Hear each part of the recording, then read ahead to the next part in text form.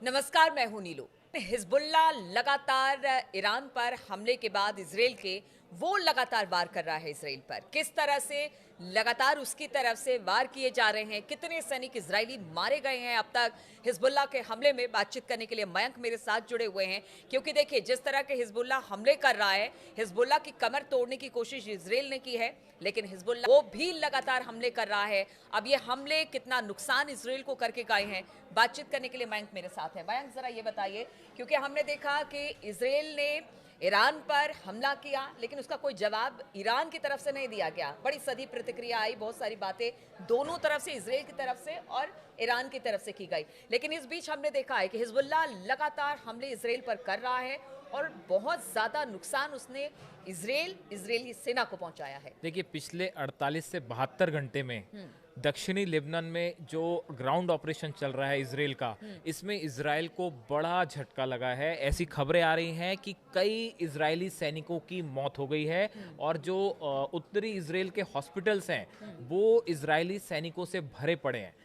कितने सैनिक घायल हैं, कितनों की मौत हो गई है, इस बारे में देखिए इजराइल की तरफ से कोई पुख्ता आंकड़ा कभी सामने नहीं आता है। तो इजराइल कभी नहीं मानेगा इस बात को, लेकिन जो सोशल मीडिया पे चर्चाएं हैं उसके मुताबिक सैकड़ों इजरायली सैनिकों की पिछले 48 से 72 घंटे में मौत हुई है और वहाँ के जो अस्पताल हैं उत्तरी इजराइल के, वो इजरायली सैनिकों से भरे पड़े हुए हैं। ये बहुत बड़ा ग्राउंड ऑपरेशन में झटका है इजराइल को, पहली बात।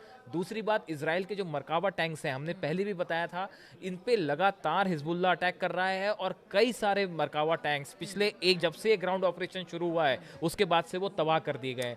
देखिए, पहले भी कहा गया था हिजबुल्ला की तरफ से कि अगर टैंक्स के साथ आप अंदर आते हैं हम आपको पीछे धकेल देंगे, और बहुत सारी हानि हुई है, बड़ी संख्या में इजराइल के टैंक तबाह हैं।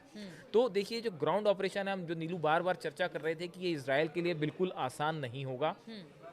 ईरान पर जो इजराइल ने हमला किया उसके बाद से देखिए ईरान तो हमले की तैयारी में जुटा ही हुआ है, लेकिन इस दौरान पिछले 72 घंटे में हिजबुल्ला की तरफ से जबरदस्त जो है वो हमले शुरू हो गए। और ना सिर्फ दक्षिणी लेबनान में जो ग्राउंड ऑपरेशन चल रहा है, ना सिर्फ वहां पे, बल्कि बीती रात भी जो है 70 रॉकेट्स फायर किए गए हैं उत्तरी इजराइल पे। अच्छा। जो कि इजराइल का कहना है कि हमने आयरन डोम सिस्टम ने उसको हवा में तबाह कर दिया, लेकिन हिजबुल्ला का कहना है कि गिरे भी हैं कई ठिकाने पे। तो देखिए, कुल मिला के अब भी हिजबुल्ला जो है वो एक बड़ी चुनौती बना हुआ है। देखिए, इजराइल का जो एयर स्ट्राइक्स हो रही हैं, चाहे वो F-35 से हो, चाहे मिसाइल स्ट्राइक्स हो, उसमें बड़ी बिल्डिंगें, इंफ्रास्ट्रक्चर तो तबाह हो रहा है, लेकिन आप देखिए कि जो हिजबुल्ला की फोर्स है, जो उसके 70,000 करीब लड़ाके हैं, वो अब भी मौजूद हैं। आप टॉप लीडर्स को आप मार सकते हैं, उनके साथ जो कुछ लोग थे आपने उनको निशाना बनाया, लेकिन हिजबुल्ला की बड़ी संख्या में लड़ाके अभी भी हैं। और सिर्फ लड़ाके की बात नहीं है, उनका जो सैन्य भंडार है वो भी अभी कह रहे हैं कि बहुत हद तक, क्योंकि उनकी अच्छी खासी फौज है मयंक हिजबुल्ला की। और कह सकते हैं कि एक जो बड़े देश की फौज होती है उस उतनी बड़ी तो नहीं, लेकिन हाँ उसके टक्कर में जरूर है। बिल्कुल तो सही कह आप रहे हो एक दो लोगों को मार सकते हैं, पूरी की पूरी फौज खत्म नहीं देख कर सकते। हाँ, चुनौती यही फौज बनी हुई है बिल्कुल हिजबुल्ला ठीक कह रहे हो आप। देखिए, हो क्या रहा है, ये असल में जो इजरायली सोल्जर्स की कैजुअलिटी हो रही है, इनकी ये घायल हो रहे हैं, लगातार इन पे हमले हो रहे हैं, ये हो कैसे रहा है इसको समझने की ज़रूरत है। देखिए, दक्षिणी लेबनान में इजराइल कोशिश कर रहा है एक बफर जोन बनाने की। अब जो इजराइल की सैनिक और फोर्स जो ग्राउंड ऑपरेशन कर रहे हैं, देखिए इस पूरे इलाके में बड़ी सारी टनल्स बनी हुई हैं, जो कि एक बड़ी चुनौती है। बहुत बड़ी चुनौती इन है। टनल्स और इस को पर काम किया है बहुत हद तक, बहुत दिनों तक हिजबुल्ला काम किया है ने हिजबुल्ला लंबे ने। समय से इस पे काम चल हाँ, रहा था। हाँ। और देखिए, ये टनल्स को खोजना, इसके अंदर जो है हथियार हैं उनको नष्ट करना या उस पे एक्शन लेना, इसके लिए हो ये रहा है कि जब भी इजरायली सैनिक इसके करीब पहुंचते हैं तो आसपास का देखिए ये पूरा इलाका जो हिजबुल्ला के लड़ाके हैं, कमांडर्स हैं, इनके लिए जाना पहचाना इलाका है, इन्हीं का एरिया है ये। तो वो एम्बुश हो जाता है वहां पे। इजरायली सेना जैसे ही आगे बढ़ती है, सैनिक इन टनल्स के आसपास जो है वो माइंस बिछा रखी हैं हिजबुल्ला ने। और ये जो डिफ्यूज बॉम्ब्स है, कहते हैं जो डिफ्यूज बॉम्ब्स हैं, इनके जरिए जो है वो माइंस बिछाई गई हैं। और इन माइंस के पास जैसे ही इजरायली सैनिक पहुंचते हैं, या तो इसमें ब्लास्ट कर दिया जाता है या इन पे जो है वो रॉकेट अटैक्स होते हैं। तो देखिए, हो ये रहा है कि ये जो इजरायली सैनिक हैं, ये कुछ कुछ ऐसा लगता है जैसे वियतनाम में अमेरिका जैसे फंस गया था, या अफगानिस्तान की आप बात करें, ऐसी ही हालात जो हैं वो दक्षिणी लेबनान में बनते जा रहे हैं। और अब देखिए, कोशिश ये है इजराइल की तरफ से, नेतन्याहू की तरफ से, कि जल्दी से जल्दी उस बफर जोन को बना दिया जाए। इसीलिए लगातार जो आप देखें हर रात को इजराइल की तरफ से जबरदस्त एयर स्ट्राइक्स हो रही हैं। और ये एयर स्ट्राइक्स के जरिए ही हिजबुल्लाह को पीछे धकेलने की कोशिश होती है। लेकिन देखिए, एयर स्ट्राइक से बहुत ज़्यादा बड़े पैमाने पर आप इंफ्रास्ट्रक्चर तो ख़त्म कर सकते हैं, लेकिन उसमें कैजुअलिटी कम होती है। आपको ग्राउंड ऑपरेशन, ग्राउंड सेना जाके जब तक कैप्चर नहीं करेगी उस पूरे इलाके को, तब तक वहां पे पूरा कंट्रोल नेतन्याहू का और इजराइल का नहीं हो सकता। और इसमें बड़ा चैलेंज बनी हुई है ये टनल्स और हिजबुल्लाह के लड़ाके। ठीक है, ये तो सारी चीजें ग्राउंड पर काफी ज्यादा नुकसान इजराइल को हो रहा है, लेकिन अगर दूसरी तरफ बात की जाए, जिन लोगों को छुड़ाने के लिए, यानी जो इजरायली बंधक हैं उनको छुड़ाने के लिए इजराइल लगातार प्रयास कर रहा है, लगातार उसके सर्च ऑपरेशन भी चल रहे हैं, लगातार ये भी देखा जा रहा है कि किस तरह से कहां पर बंधक हो सकते हैं, एयर स्ट्राइक भी की गई है, लेकिन इसके बावजूद वो अपने लोगों को नहीं छुड़ा पा रहा है बैंक। और कल तो इसको लेकर प्रदर्शन तक भी हुआ है वहां पर, जबरदस्त प्रदर्शन, बिल्कुल सही कह रहे हो आप, इजरायली लोगों का हुआ है वहां। इजराइल में कल फिर एक बार जो है बड़ा प्रदर्शन हुआ, जिसमें हजारों की संख्या में लोग शामिल थे, जो कि वॉर खत्म करने की बात कर रहे हैं। वो लगातार ये कह रहे हैं कि बंधक छूटने चाहिए, युद्ध करना नेतन्याहू आपका मकसद नहीं है। देखिए, ये नेतन्याहू के लिए भी एक बड़ा सेटबैक से कम नहीं है। देखिए, ईरान पे हमला होता है, जिसको लेके ये बार बार चर्चा है, इस तरह का संदेश गया है कि भाई ये बड़ा हमला नहीं था, आप बड़ा हमला नहीं कर पाए, अभी तक आप बंधक छुड़ा के नहीं आ पाए हैं। तो एक अपोजिशन, ना सिर्फ इजराइल में अपोजिशन, बल्कि बड़ी संख्या में लोग हैं जो इस तरह के सोशल मीडिया पे चर्चाएं हो रही है, कहा जा रहा है कि नेतन्याहू अपने टारगेट से भटक गए हैं।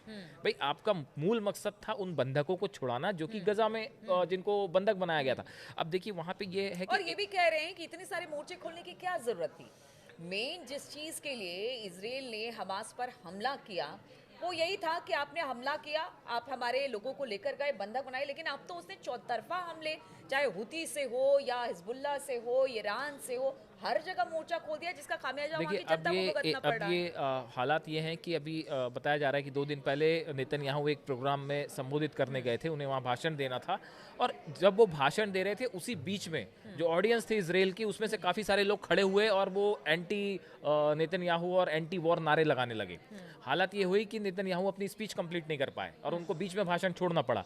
तो देखिए, कहना हम ये चाह रहे हैं कि एक इजराइल में भी एक बड़ा गुस्सा है, एक बड़ा वर्ग है जो, हाँ, और ये चाहता है वो कि ये वॉर वाली स्थिति खत्म हो। देखिए, हालात इजराइल में भी बहुत अच्छे नहीं है। हाँ। अगर आप IMF की बात करें, IMF ने इजराइल की ग्रोथ रेट को 0.7% कर दिया है। बहुत देखिए, ये जो है, ये इजराइल ने पिछले 40-45 सालों में एक जो विकसित राष्ट्र का रुतबा और स्टेचर हासिल किया है, इसके लिए ये बड़ा झटका है। और देखिए, कहीं ऐसा ना हो कि अगर ऐसे ही हालात चलते रहे और ये लंबा खिंच गया मामला, जो कि अभी खत्म होता नहीं दिख रहा है, और नेतन्याहू अगर इसी तरह से आगे बढ़ते रहे और हिजबुल्लाह के साथ इसी तरह लड़ाई चलती रही, तो कहीं ऐसा ना हो कि इजराइल का जो डेवलप्ड नेशन का जो दर्जा है वही छीन लिया जाए। तो राष्ट्रपति हैं पेजेश्कियान, इनकी तरफ से कहा जा रहा है कि हम अपनी रक्षा के लिए किसी भी हद तक जा सकते हैं। आप बयान का नेचर समझिए। ईरान जो है, ईरान बड़ा ही इस पूरे मामले में, एक तो वो डिप्लोमेटिक तरीके से दुनिया को अपने फेवर में करने की कोशिश कर रहा है, और दूसरी तरफ जल्दबाजी में कोई कदम नहीं उठाना चाहता। ईरान का यहाँ पे देखिए एक जो रिस्पॉन्स है वो बड़ा सधा हुआ है। पेजेश्कियान कह रहे हैं कि भाई हम अपनी रक्षा के लिए किसी भी हद तक जा सकते हैं। मतलब ईरान ने उसको इस तरह से लिया कि भाई इजराइल का हमला जो था वो हमारी संप्रभुता पे हमला था और हम बड़ा सोच के कदम उठाएंगे। अब देखिए, इस्माइल बघाई हैं, ये विदेश मंत्रालय के, ईरान के विदेश मंत्रालय के प्रवक्ता हैं, इनकी तरफ से बयान आया है कि जरूरत पड़ेगी तो हम किसी भी हथियार का इस्तेमाल करने से नहीं चूकेंगे। बयान का आप नेचर समझिए। तीसरी तरफ जो है वो जो खामेनेई है, खामेनी की तरफ से कहा गया है कि ये जो हमला हुआ है भले छोटा हमला हो, लेकिन हम इसको नज़रअंदाज नहीं कर सकते, और ईरान के अधिकारी तय करें कि किस तरह से जवाब देना है।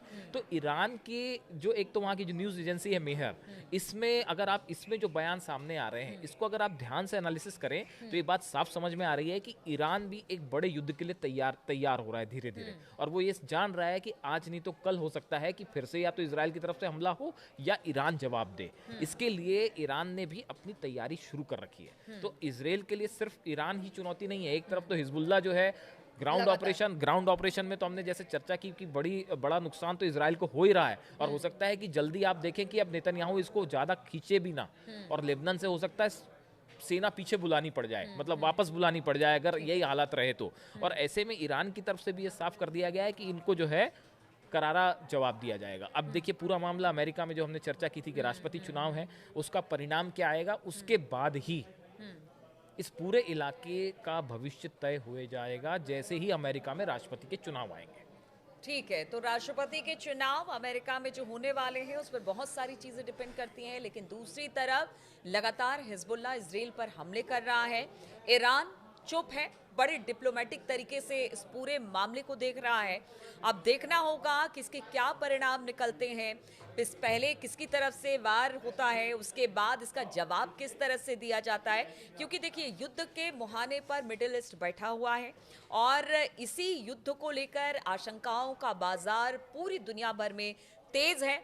और इसी वजह से हम लगातार ये खबर आपके लिए लेकर आते हैं, तमाम अपडेट्स आपके लिए लेकर आते हैं।